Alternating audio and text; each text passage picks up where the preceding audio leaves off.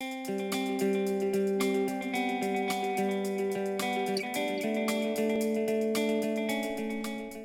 I'm Jordan. This is my September 2019 Games Roundup. Talk about some of the games that I played this month. I played a lot of new games that I don't actually own, so I don't have them to show you, but you know, that's how it goes sometimes. I went to a couple big gaming things I did this month. I went to our church's retreat. We always play a lot of games there. So some of these games were played there. I also went to a couple game meetups in my local area that I hadn't been to before. And so I got to play some games there that I hadn't played. So yeah, start things off. I start with a couple games that I played at our church's retreat. I got to play Queen Domino for the first time, which was really exciting. I have never played Queen Domino. I've played King Domino a bunch of times, but I've never played Queen Domino. I just didn't know anybody that had it. I played King Domino. I didn't really see much purpose in seeking out Queen Domino since I already had King Domino. And so, I don't know. I think it was really good. I liked it a lot better than King Domino. I always thought King Domino was just, or I liked Queen Domino better than King Domino. I always thought King Domino was just a fine game, but I thought Queen Domino had enough more, like a couple extra things going on that felt more interesting. So I don't know. I'll look it up. I have a good friend that has it, so I don't really need to buy it, but I'll play it if it's around, definitely. I also played a really awful game called Organ Attacks. If anybody ever suggests that you should play Organ Attacks, you should not play Organ Attacks. So you know, like a game like Exploding Kittens, where you're just like, you know, you play this card and then this person stops you by playing that card and this person attacks you with this card.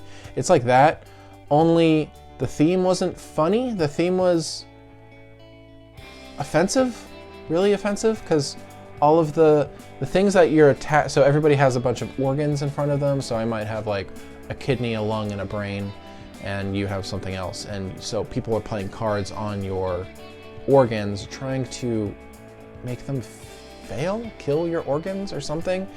And it was really bad. So like, it could be something like, I don't know, you have a stomach and then somebody plays an ulcer on your stomach, and then somebody plays, I don't know, food poisoning on your stomach or something like that. And so after it gets so many cards on it, it's gone.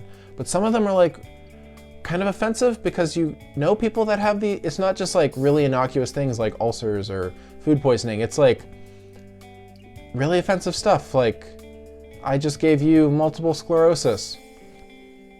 I know people with multiple sclerosis. That's not funny.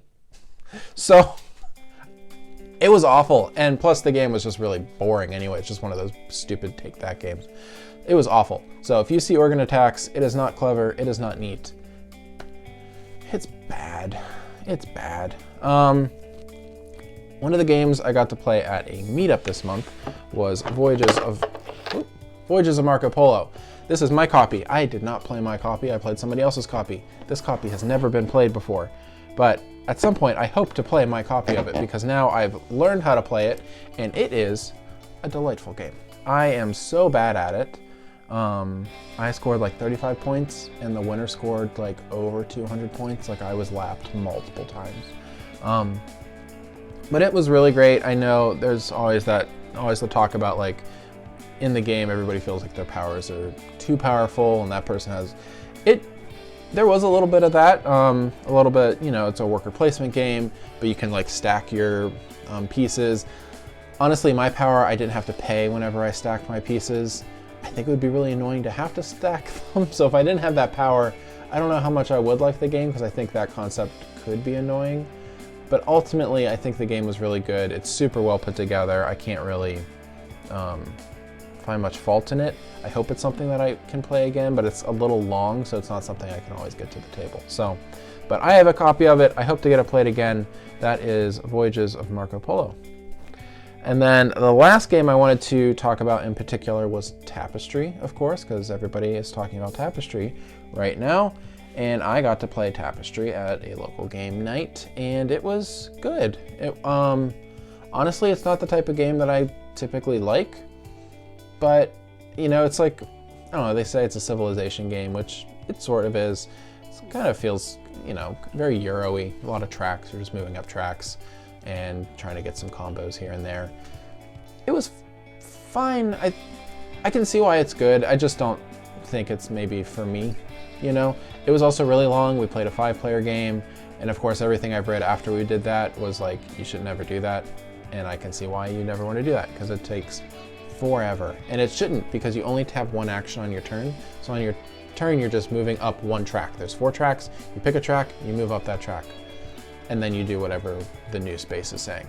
It shouldn't take that long, but because there's stuff going on after you do that, it, you know, sometimes it kind of halts with that kind of, you know, people get paralyzed trying to figure out what to do. So it was good, but it just wasn't like, I don't know, really exciting to me. So I'll play it again if it's offered to me. If it's like a, I don't know, maybe a 3-player game, I would probably play it, but I would not play it again at a high player count, and I'm pretty good not playing it again. But if it comes up, yeah, definitely. It's also super expensive. That was the other thing about it. So like, as we're playing it, like I knew how much my buddy paid for it, and I just kept thinking like, this game doesn't feel worth that price. So there's really, like, you know, there's those painted miniatures that everybody talks about. There's, you know, really big painted miniatures that are for the buildings, the little, you know, plastic pieces for the little houses and buildings. It was a really great production, but I couldn't help but think, like, you know, those little huts, they could have just been like little, you know, little colored wooden pieces, and they probably would have cost half the price. Or the bigger pieces could have just been tiles, or larger wooden pieces that would have cost, like, it probably would have been negligible in cost. And I feel like it was a strong, you know, it's one of those games that you just definitely feel is overproduced. So I think for the price, it's probably not something I'm going to be going out for, but it was good.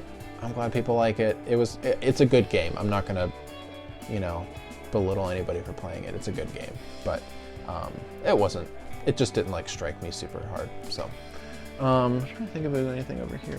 Yeah, that's all. I'm getting a lot of games in soon that I'll start doing some reviews, some newer games that I'm really excited about doing. I'm hoping this month I'll be able to get my hands on Mandala by Lookout Games. I'm really excited about that one.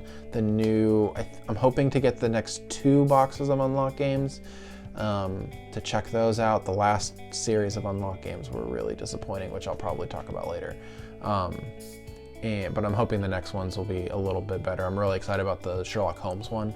It's supposed to be really good. And I'm trying to think. Oh, I got Air, Land, and Sea by